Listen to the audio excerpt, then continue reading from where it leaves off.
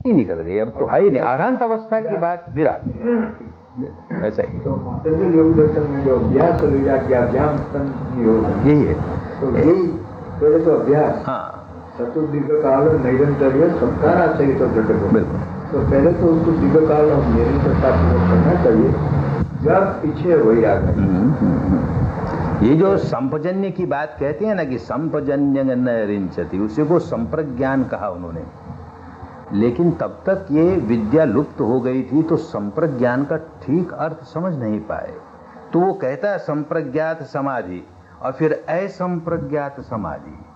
तो जो संप्रज्ञात समाधि है उसमें शरीर और चित्त की सारी संवेदनाएं, शरीर और चित्त पर जो कुछ चल रहा है उसको देखता हुआ चित्त एकाग्र है, वो संप्रज्ञात समाधि।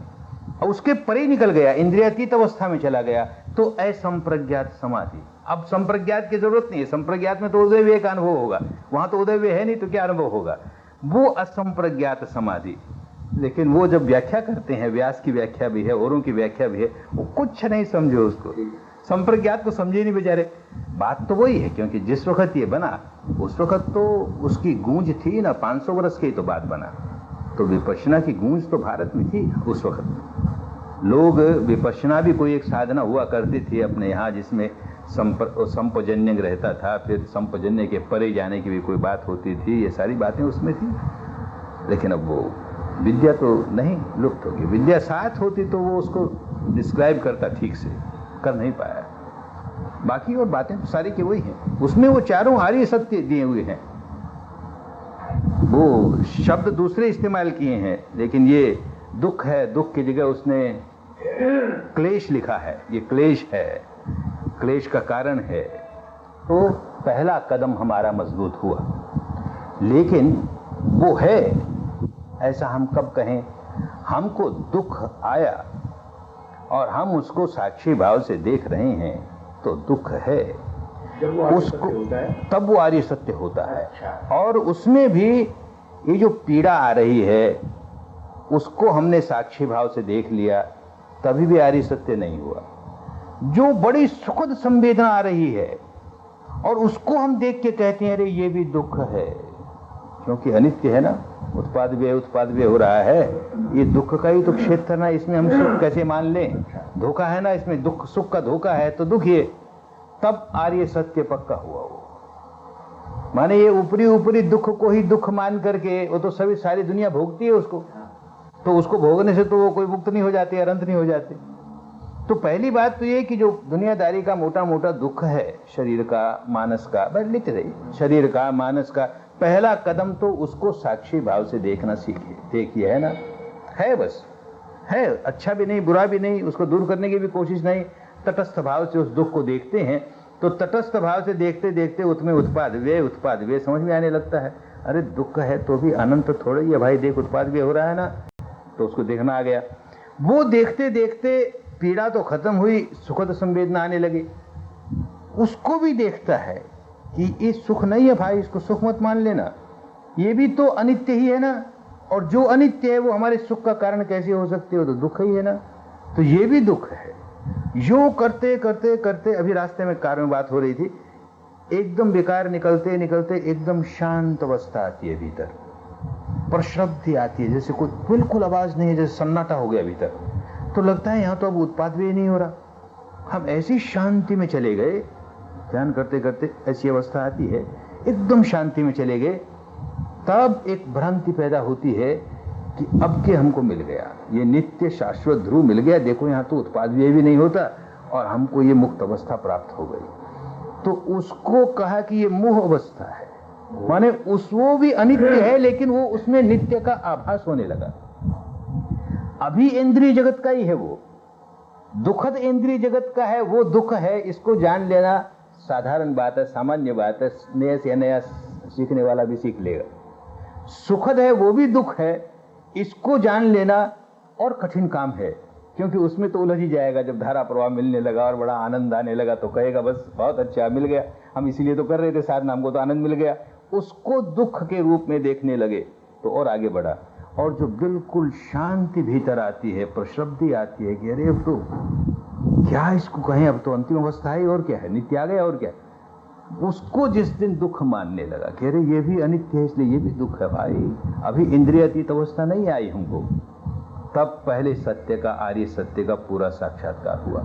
इतने नहीं हुआ, अभी पहला कदम है केवल। ऐसे ही तृष्णा है तो तृष्णा है ऐसा बुद्धि से मान करके तो पहला कदम हुआ कि भाई आखिर तृष्णा होगी, इसी की वजह से ये सारा प्रपंच चलता है, हम संस्कार बनाते हैं, वो संस्कार आगे बढ़ते हैं, होता है, ये सब तो उसी का तो का उसका साक्षात्कार है। देख रहे हैं कि देखिए दुख जब आया हमको, पीड़ा वाला दुख आया, तो हम हजार समझते रहे बुद्धि से हमको प्रतिक्रिया नहीं करनी चाहिए, अनित्य, फिर भी देखो हमने प्रतिक्रिया की ही, अरे ये जल्दी निकल जाए, ये जल्दी निकल जाए, ये पीड़ा हमारी नहीं निकली। काम करने वाला आरंभ में तो यही करता है, तो देखता है कि देख हमको सुख के प्रति तृष्णा है, दुख को दूर करने की तृष्णा है, सुख को प्राप्त करने की तृष्णा है, अरे ये कारण है। तो कारण का दर्शन करना शुरू किया, केवल बुद्धि की बात नहीं, बात तो आरंभ बुद्धि से होगी, आरंभ श्रुत से होगी। पहले बात सुन ली किसी से, फिर बुद्धि से समझी, तो वहां गाड़ी नहीं अटकानी, फिर उसको देखता है,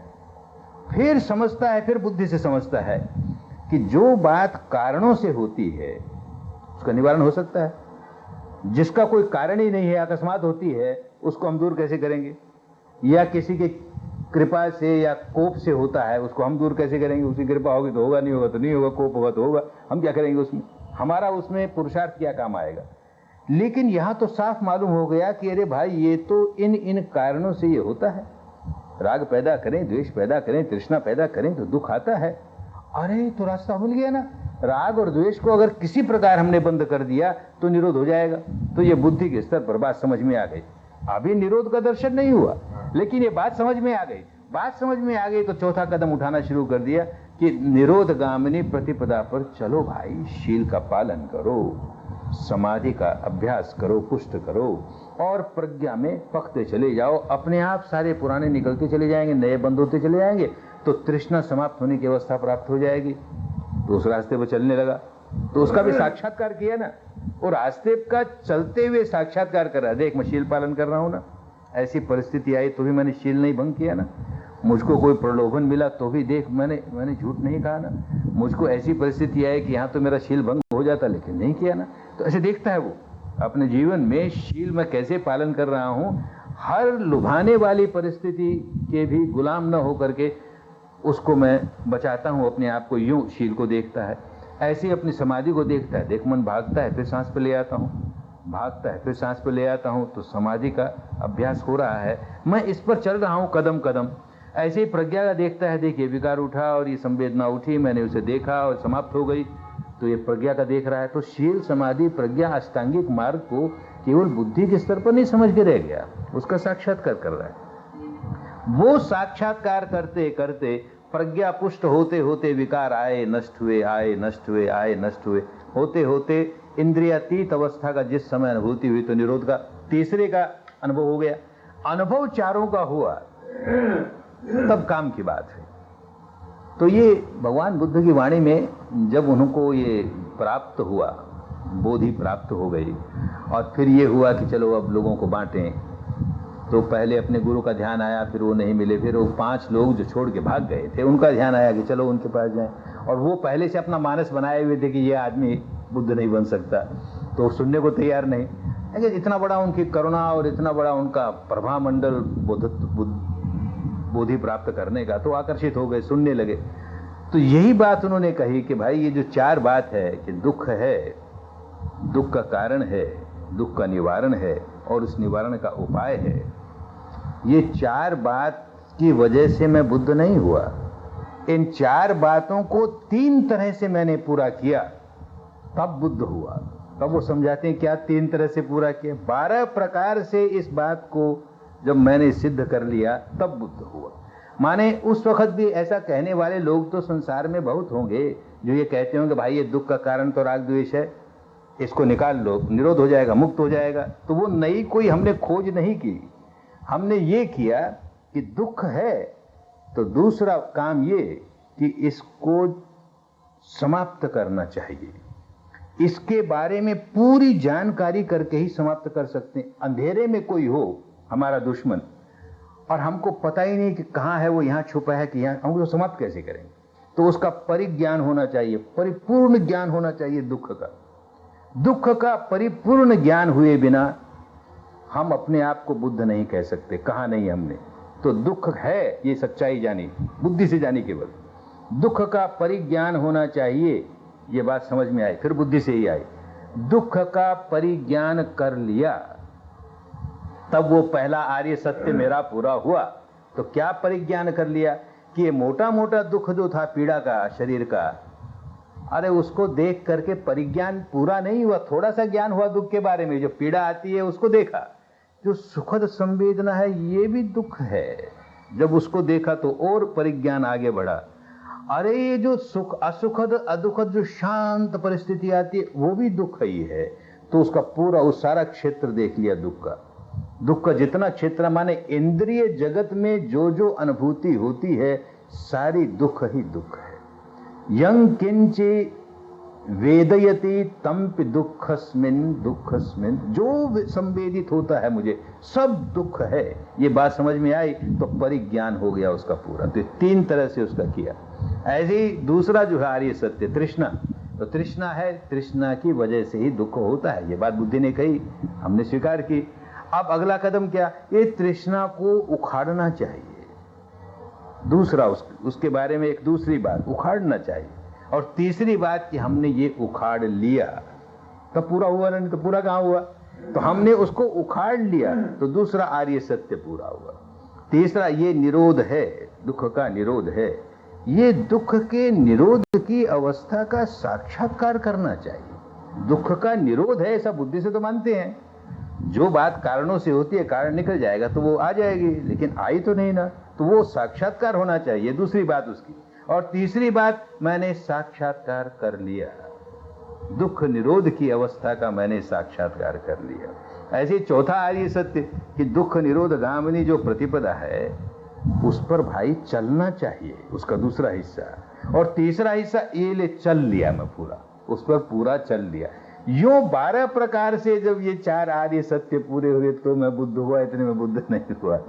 तो बड़ी गहन बात कही ना, कि माने लोगों में बुद्धि के स्तर पर धर्म को समझ लेना अच्छी बात तो है। एक आदमी बिल्कुल ही ऐसी जंजाल में पड़ा है, वो समझ में ही नहीं आता कि हमको क्या दुख है, और ये जो कर रहे हैं राग द्वेष से दुख होता है और इसका निवारण भी हो सकता है, ये सारी बात सोचता ही नहीं, वो समझता ही नहीं। तो उससे तो बहुत ऊंची बात है कि बुद्धि से समझ तो गया, केवल बुद्धि से समझ के रह गया तो मुक्त कैसे हुआ? अब उस सबको पूरा करना, चारों को जिसने पूरा कर लिया वो मुक्त हुआ। तो इस भाव में उन्होंने कहा होगा किसी सहायक आचार्य ने कि जब तक उसका साक्षात्कार नहीं हो जावे तब तक पूरा नहीं होता।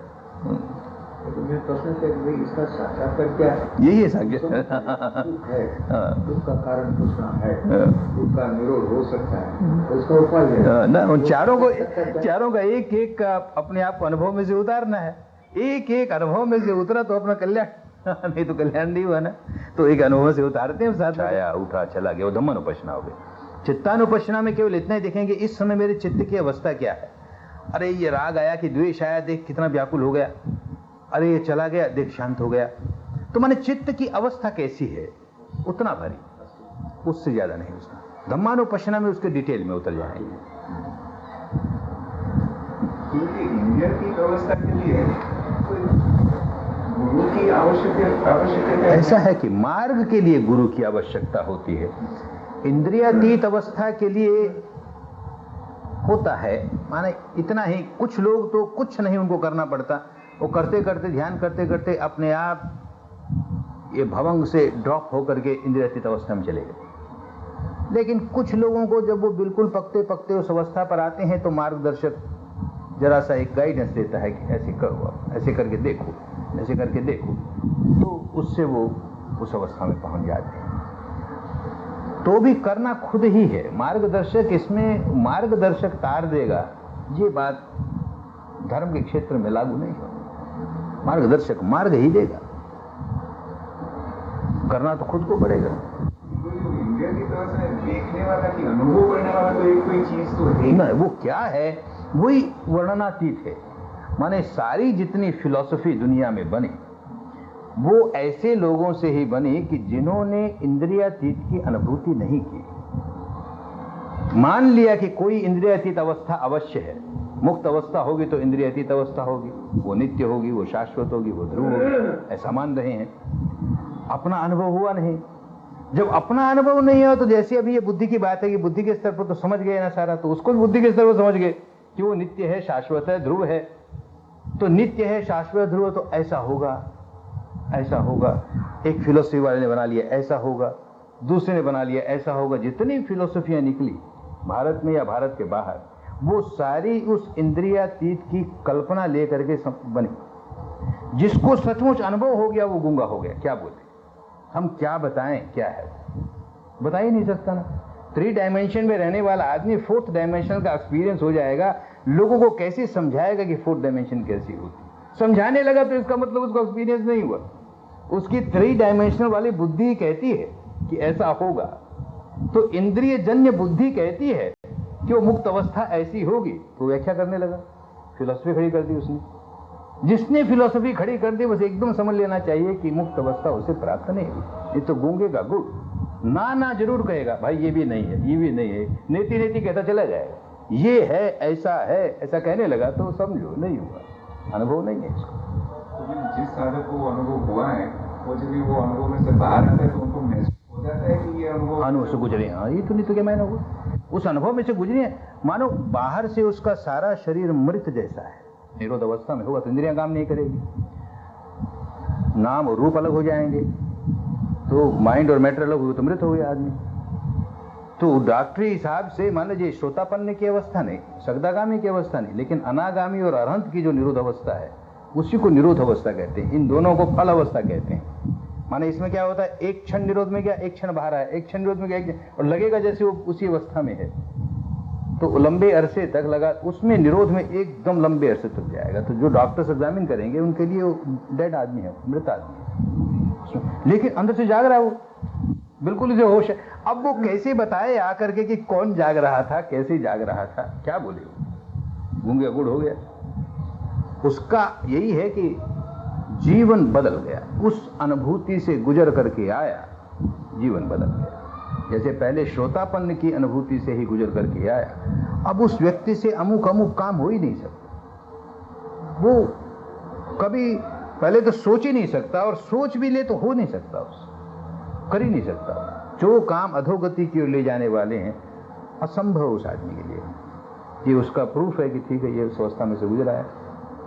ऐसे ही दूसरी में से गुजरा तो ये काम नहीं कर सकेगा, तीसरी में से गुजरा तो ये, चौथी में से गुजरा तो कोई ऐसा काम नहीं कर सकेगा जो नया भाव दे। नया भाव देने का संस्कार बना ही नहीं सकता वो आदमी, और पुराने जितने से निकाल दिए उसने। भगवान बुद्ध जो हैं और ये तो जो अनंत हो गए थे, उन लोगों को विपश्यना की क्या आवश्यकता है? अब विपश्यना की इतनी आवश्यकता है, जैसे अब आदमी संसार के सेवा में लगा है, अभी कुछ काम नहीं है, बैठे हैं तो क्या करेंगे, तो बैठे हैं तो यही करेंगे। वो बैठे हैं तब चाहे जब निरोध अवस्था में चले जाएंगे और इंद्रिय जगत में रहेंगे तो इसी को उत्पाद वे देखते रहेंगे।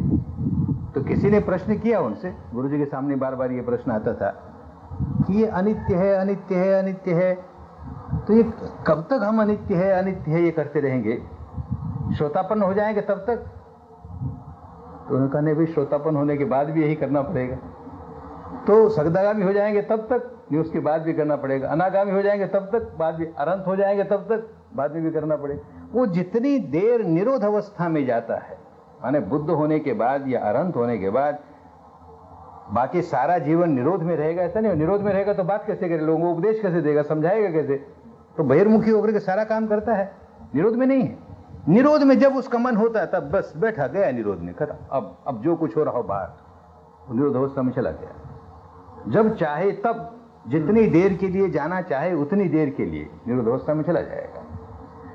लेकिन जब बाहर आया तो वो भी उसी तरह से देख रहा है, सारा अनित्य है, अनित्य है। उसको कुछ साफ नहीं करना, लेकिन स्वभाव हो गया, यही देखेगा। और क्या करेगा? लोगों से बात करेगा तो भी यही देखेगा, लोगों को उपदेश देगा तो भी यही देखेगा, आराम करेगा तो भी यही देखेगा, चलते फिरते खाते पीते यही करेगा। वो कोई कर्म नहीं कर सकता, कुछ नहीं, कर्म नहीं है ना, वो क्या कर्म है?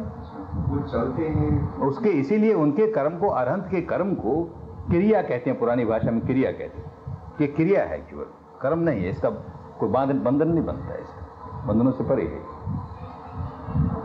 ये प्रश्न मैंने पहले भी आपको एक बार पूछा तो उसका जवाब अभी दिमाग में बैठा नहीं था कि विपश्यना करने से कि कर्म के फल की मात्रा बदलती है कि नहीं बदलती है? जितनी निकल जाएगी उतनी मात्रा बदल गई ना। माने हमारे पास इतनी बड़ी संख्या में कर्म का फल एकत्र है और हम सफाई किए जा रहे हैं तो उसकी मात्रा कम रह गई अपने पास। जो जी कोई ऐसा कर्म किया हो कि जिसका फल हमें लेवल से कि 1000 रुपये के नुकसान से विपश्यना करते हैं तो संभव है कि वो 1000 रुपये के नुकसान के बजाय 1 रुपये के नुकसान। यही होता है विपश्यना में। और क्या होता है, मानो कोई लकीर हमारी बहुत गहरी है और उसका प्रतिफल बहुत बड़ा दुख देने वाला आएगा, तो हम उस लकीर को कितना साफ करते गए, लेकिन फिर भी अभी उसकी कुछ गहराई है और फल आ गया। तो जितनी गहराई हमने दूर कर ली उतना तो हल्का हो ही गया वो। अगर वो अपनी पूरी गहराई का फल लेकर के आता तो न जाने कितना असह्य होता। तो अभी हमारा थोड़े में भुगतान हो गया, बात खत्म। तो भाई जब विपश्यना करते हैं और संवेदना को देखते रहते हैं तो हर टाइम जब सफाई होती है तो उस संवेदना के कुछ वाइब्रेशंस फैलाते तो हैं और किसी ना किसी को उसके इफेक्ट तो आती होगी ना। वो नहीं समझना चाहिए कि हम अपना जो मैल निकालते हैं वो किसी दूसरे से जाके चिपक जाए। होता क्या है कि हम जो कहते हैं कि भाई कहीं गलत जगह जाकर के तुम इन्वॉल्व होगे तो वहाँ से तुम खराब वाइब्रेशन ले लोगे, ऐसा कभी कह देते हैं, तो वो तब होता है जब अपने अंदर भी उसी प्रकार की वाइब्रेशन का संग्रह हो। कोई खराब वाइब्रेशन कहीं वातावरण में है और हमारे पास भी उसी तरह की खराब वाइब्रेशन की किसी जन्म का संग्रह हो, थोड़ा ही हो चाहे, तो उसकी वजह से स्टिमुलेट हो जाएगी, उसके साथ समरस हो जाएगी। तो फिर उसके साथ समरस होकर के ये अपना उसी तरह का काम करना शुरू कर देगी, बढ़ना शुरू कर देगी। बस हमने उसको ग्रहण कर लिया, दूसरी भाषा में योग ग्रहण कर लिया। लेकिन वैसे कोई दूसरे की वाइब्रेशन हमको नुकसान पहुंचाए, कैसे पहुंचाएगी? अगर हम अनंत हो गए तो कैसे पहुंचाएगी हम? हमारे पास अपना उस तरह का उसी क्वालिटी का संग्रह होगा तो उसके साथ ट्यून अप हो जाएगा। नहीं होती, और होता ही माने सामान्य गृहस्थ है, सामान्य व्यक्ति है तो सब तरह की संवेदनाएं भीतर लिए बैठा है, न जाने कितने कितने जन्मों में क्या क्या किया है। तो किसी के साथ ट्यून अप हो जाए तो ऐसी गलत जगह जाओ ही क्यों? जैसे बहुत अच्छी साधना करने वाला आदमी और चला जाए सिनेमा में, अब सिनेमा में थोड़ी देर बैठेगा तो उसको जैसे काटने लगा कुछ, क्योंकि सारा वाइब्रेशन वहां का जो है वो राग का, द्वेष का, इसी तरह का। और अपने पास अभी पूरे तो निकले नहीं ना राग द्वेष, तो एकदम समरस होने लगे उसके साथ। तो काहे हम ऐसी जगह जाकर के अपना बढ़ाएं? इसलिए जो दूषित जगह लगे उससे दूर रहे, जो अपने को लगे कि ये जगह काटती है, अपने को ठीक नहीं लगती। तो अब गृहस्थ की जिम्मेदारी के लिए जाना पड़े वो बिल्कुल अलग बात। डरना भी नहीं चाहिए कि भाई ऐसा होगा तो फिर आदमी गृहस्थ का जीवन कैसे चलाएगा, अपनी जिम्मेदारी कैसे निभाएगा। लेकिन अकारण ही हम जाकर के कीचड़ में लोट पलोट क्यों लगाएं? जिम्मेदारी है, जरूरी है, ठीक है, जाना है तो करना है। मैत्री देते हैं, फिर वो अपना जो जीते हैं वो स्प्रेड होती है बाहर में। हाँ। तो अंदर में तो कुछ फिर उस समय तो महसूस नहीं होता है, तो अंदर महसूस होने लगेगा, दोनों ही होगा। भीतर भी जैसे कुछ लहरा रहा है और बाहर भी लहरा रहा है। अपना सारे शरीर में पुलक रोमांच हो रहा है और बाहर भी वो फैल रहा है वातावरण, ऐसा होने लगेगा। और ऐसा होने से ही ज्यादा बलवान होगी मैत्री, क्योंकि बेस के साथ मैत्री होनी चाहिए। बेस छोड़ देवे और मैत्री हो रही है तो उतनी स्ट्रेंथ उसमें नहीं होगी। तो अपने बेस के साथ भगवान बुद्ध को भी वैसे कष्ट क्यों सहन करना पड़ा? वही कि भगवान बुद्ध हो चाहे कोई भी अरहंत हो, ऐसा संस्कार जब कि बुद्ध बने या अरहंत बने तो ऐसे संस्कार जो कि नया भाव देंगे वो सारे धुल गए। विसंखार गतं चित्तम जो कहते हैं उसका मतलब भाव संस्कार सारे समाप्त हो गए। गया तो उसी वक्त मृत्यु हो जाएगी। अरंत भी हो गया और संस्कार भी नहीं रह गया बिल्कुल, तो मृत्यु हो जाएगी। तो बस वो संस्कार जो जीवन धारा को चलाएं और जिनकी वजह से नया भाव नहीं आ सकता, वो जो संस्कार हैं अब वो अपना कोई रूप लेकर के आ सकते हैं। जैसे कि पत्थर की चोट लग गई उसको चोट नहीं मानते, अरहंत है ना, उनको क्या होगा, ये चोट तो लगी पांव पर। तो लोगों की नजरों में तो देखो भगवान बुद्ध हो चोट लगी, भगवान बुद्ध देखो पेचिश हो गई, भगवान महावीर देखो बीमार पड़ गए, ये हो गया। तो ये सारी बातें लोगों की नजरों में तो है, लेकिन उनकी नजरों में तो कुछ नहीं है। लेकिन वो आना, उसमें से गुजरना तो पड़ता है। निंदा हुई, लोगों की नजरों में तो बड़ी बात है। देखो भगवान बुद्ध की भी निंदा हुई, निंदा वो निंदा ही नहीं मानते, तो उनको नहीं होता। लेकिन वो कोई संस्कार ऐसा है जो इस तरह की परिस्थिति पैदा करने वाला है, वो करे। भव नहीं, भव का संस्कार नहीं, न तो नया बन सकता है और न कोई पुराना भव का संस्कार कायम रह सकता है। अगर वो कायम है तो भी मुक्त नहीं। तो मुझे ये आयुष्य कर्म है, तब तक ये धारा चलती है। हाँ, कितना आयुष्य का जो है उतनी देर तक ये धारा चलेगी। और उसमें कोई कर्म ऐसे हैं, जैसे किसी जीवन में किसी व्यक्ति ने अपनी माता की हत्या कर दी हो, पिता की हत्या कर दी हो, अपने धर्म गुरु की हत्या कर दी हो, जहाँ मुक्ति का धर्म लोगों को सिखाया जा रहा है उसमें कोई अड़वाल पैदा कर दी हो। इस तरह के कुछ 5-7 बड़े जघन्य कर्म माने जाते हैं, बड़े नीचे कर्म। उस तरह का कर्म किया हुआ और फिर धोते और अनेक जन्मों से अपना उसका कष्ट भी सहते और वो मुक्त हो गया, अनंत हो गया, तो भी उसकी एक लकीर ऐसी रहेगी कि मृत्यु के पहले किसी न किसी प्रकार का थोड़ा तो कष्ट, जैसे फूल की छड़ी मार के जाए, वो कुछ न कुछ करके जाएगी अपना। उसको नहीं लगेगा, उसको केयर नहीं करेगा वो, लेकिन उसमें से गुजरना पड़ेगा।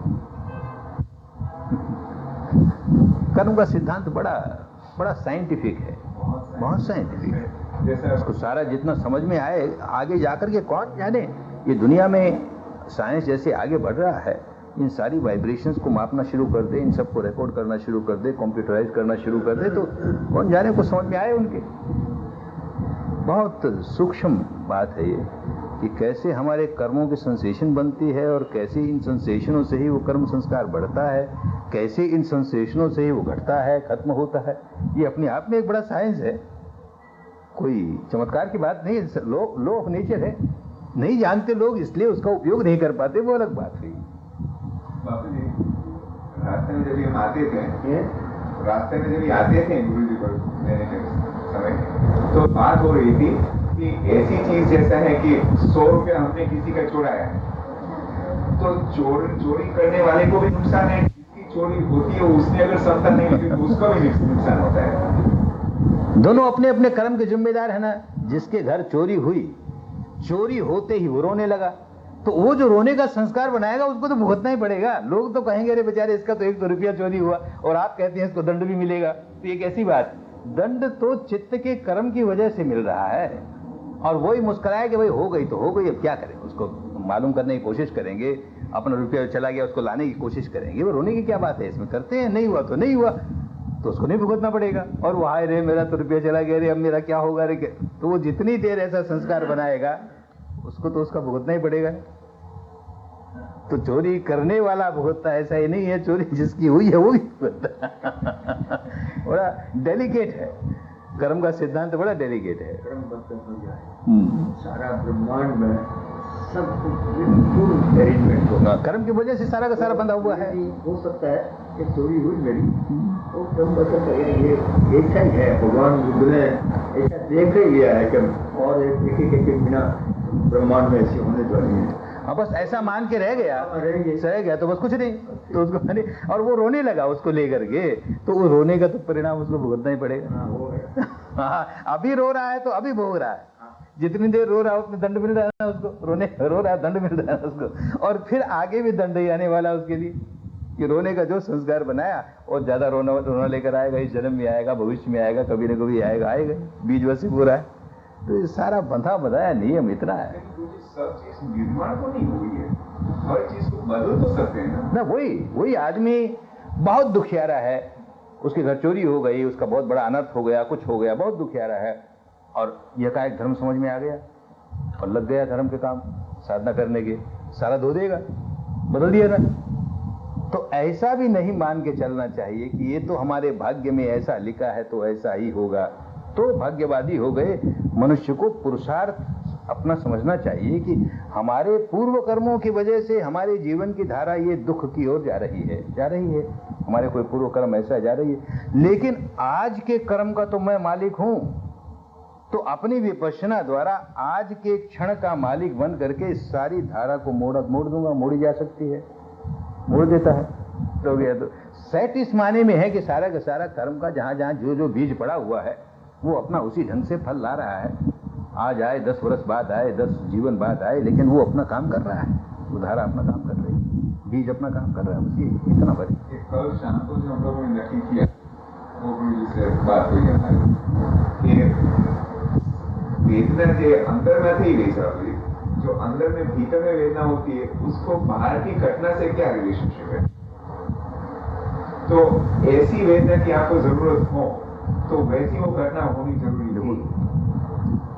यही बात है, माने हमको अपने किसी पूर्व कर्म की वजह से कोई बहुत भयंकर पीड़ा की वेदना आने वाली है, बीज हमारा ऐसा है, वो आने वाली है, वो उतनी भयंकर पीड़ा हमको कैसे आए कि कोई ऐसी घटना घटे जो एकदम हमको भीतर से बींद देवे। तो उसने एक उदाहरण दिया कि एक माँ बारंडे में खड़ी है, अपने छोटे बच्चे को हाथ में लिए हुए, अचानक उसके हाथ से बच्चा छूट गया और नीचे गिरा और मर गया। कितनी बड़ी पीड़ा होगी उस माँ को, बच्चा मरे तो ही पीड़ा कम नहीं होती माँ को, अरे अपने हाथ से मर गया, अपनी असावधानी में मर गया, उसको उतनी बड़ी पीड़ा अपने कर्म संस्कार की वजह से मिलनी थी। तो वैसी घटना घटेगी तब न उतनी पीड़ा में गुजरेगी, वो नहीं कैसे गुजरेगी। तो घटना उस तरह से घटती है उसके लिए। जैसे कोई हमारा अपमान करता है, कोई हमारे लिए कोई ऐसी काम करता है जो हमको खराब लगता है, तो हम दुखी तो होते हैं। हमारा अपना पुत्र ऐसा करे, हमारा अपना सगा भाई ऐसा करे, तो वो बात ऐसी बनेगी कि वो पुत्र ही ऐसा करेगा तो पीड़ा ज्यादा होगी ना, वो सगा भाई ऐसा करेगा तो पीड़ा ज्यादा होगी ना। तो वो फिर सारा नेचर अपना काम इस तरह से करवाती है। तो आई है इसलिए कि उतना गहरा बीज था, इसका ऐसा ही फल आना चाहिए, इतनी पीड़ा वाला फल आना चाहिए इसमें। वो जो फल आता है उसमें जो क्षमता है, बस तो वो फल जैसा नहीं लगा, अपवर्तन हो जाएगा। बिल्कुल बिल्कुल वही तो है ना, कि माना कि नहीं हम ये मान के चलें कि हमने वो बीज बोया था इसलिए हमको ऐसा फल आएगा, हम क्या करें, तो रोएंगे, रोना ही पड़ेगा और क्या होगा, तो बढ़ता ही चला जाएगा। सब कुछ आपका महामंत्र उतरे में सब आ गया कि जो आए से बाबा, चाहे जितना गहरा कर्म किया हुआ वो हमारा खराब, और उसका चाहे जितना गहरा फल आए, हम तो उसको साक्षी भाव से देखेंगे, तो अपना तो सुधर गया, जो होना होता है। ये सारा शास्त्र, सारा किसने इसमें समा गया, समाया, इसी में समा गया, एक ही बात में समा गया, एक के साधे सब सदे। चाबी जो इसकी सिर्फ वेदना की चाबी, वेदना की, क्यों वेदना किस लिए चाबी है? लोग वेदना को भूल गए, उसको समझ नहीं। इस संपजन्य की बात अभी करें ना, संप्रज्ञात समाधि और असंप्रज्ञात समाधि, तो कहने को तो कह दिया संप्रज्ञात समाधि, लेकिन सारी परंपरा उनकी जो है वो भूल गए कि सेंसेशन को संप्रज्ञात कहते थे भारत में। संपजन्यम का मतलब यही कि शरीर पर जो संवेदना हो रही है उसका उत्पाद होता है, स्थिति होती है, लय होता है, उत्पाद होता है, स्थिति होती है। ये देख रहा है तो अनित्य देख रहा है, तो उसका कटता चला जाएगा सारा। तो वो तो भूल गए, नाम केवल रह गया संप्रज्ञात समाधि। और असंप्रज्ञात वो होती थी कि इसको देखते देखते देखते जब निर्वाणिक अवस्था में गए तब संप्रज्ञान क्या, वो तो उत्पाद में दिखेगा ही नहीं, क्या देखेगा। तो असंप्रज्ञात समाधि, वो समाधि जिसमें ये उदय व्यय दिखना बंद हो गया। तो जब तक उदय व्यय देख करके चित्त को एकाग्र कर रहा था वो संप्रज्ञात समाधि। उदय व्यय के परे जाकर के जहां उदय व्यय है नहीं वहां एकाग्र हुआ तो असंप्रज्ञात समाधि निर्वाणिक अवस्था प्राप्त हो गई उसे। वो अर्थ सारे खत्म हो गए ना, क्योंकि वेदना का बहुत बड़ा पार्ट रहा भारत की साधना में, और ये वेदना लोग भूलते चले गए, इसको इम्पोर्टेंस देना बंद कर। अवस्था समाधि अवस्था में भी आती है और वो प्रज्ञा अवस्था में भी आती है। प्रज्ञा अवस्था में आए, केवल समाधि में नहीं आए। केवल समाधि तो किसी प्रकार भी हो सकती है, प्रज्ञा तो नितांत आवश्यक यहाँ हो गई।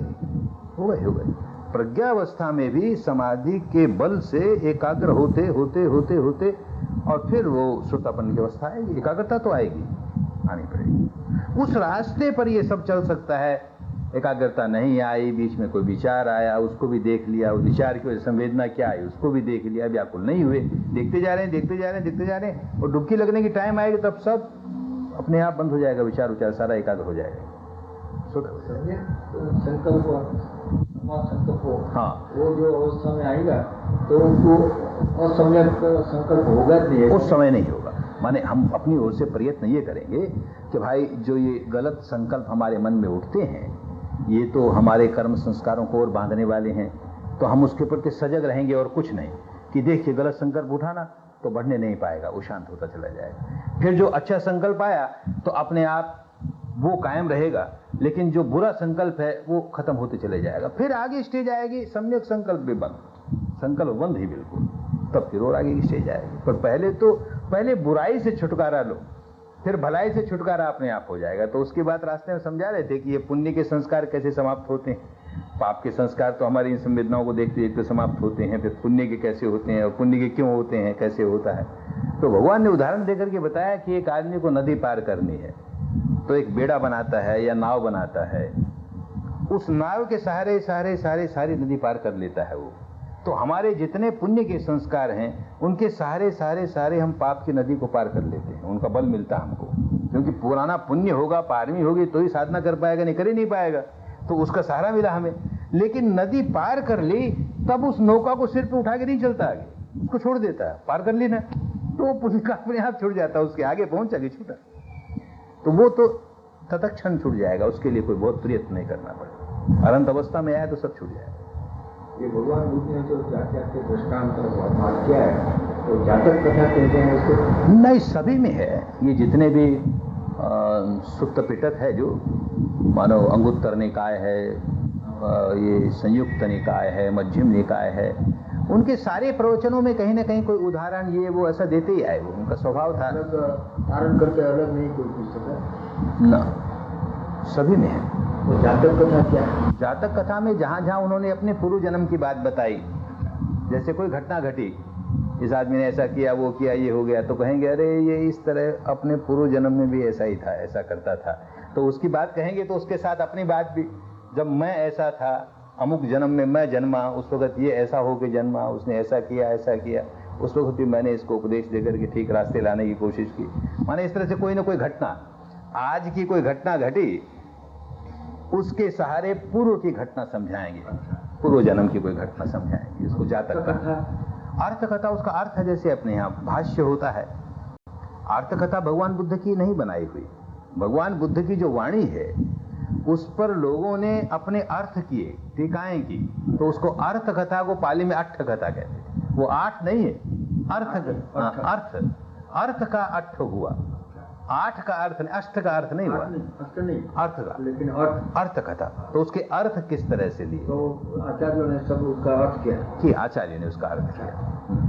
उसमें अर्थ करने में उन्होंने भगवान के जीवन की अनेक घटनाएं जो कि लोगों में प्रचलित थी, जो कि भगवान की वाणी में नहीं आई, वो उन्होंने उसमें जोड़ी। देखो ये घटना घटी थी, तब भगवान ने ये, मान लो एक भगवान ने कोई एक गाथा कही, तो जैसे मंगलसूत्र की सब पाप ये फुट्ट सलोक धम में ही कहा, तो क्यों कहा, अमुक घटना ऐसे घटी थी, ऐसे, तो भगवान ने मंगलसूत्र का उपदेश दिया, उसमें ये आया, ऐसे उसके एक सारी पृष्ठभूमि समझा करके और फिर उसका अर्थ करेंगे। ये अर्थ कथा में ये सारा कुछ है।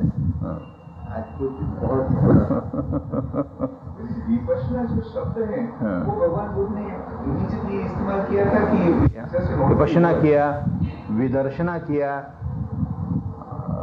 इस तरह से अनुपश्यना किया, वो कई शब्द ऑर्डिनरी शब्द है, उस वक्त इस्तेमाल होता था। हाँ, ये तो लोगों ने फिर भुला दिया इसको, इसलिए शब्द लुप्त हो गया भारत से, नहीं तो भारत का पुराना शब्द था, इसलिए इस्तेमाल हुआ, वेदों में इस्तेमाल हुआ, भगवान महावीर ने इस्तेमाल किया, गीता में इस्तेमाल हुआ, सभी जगह इस्तेमाल हुआ।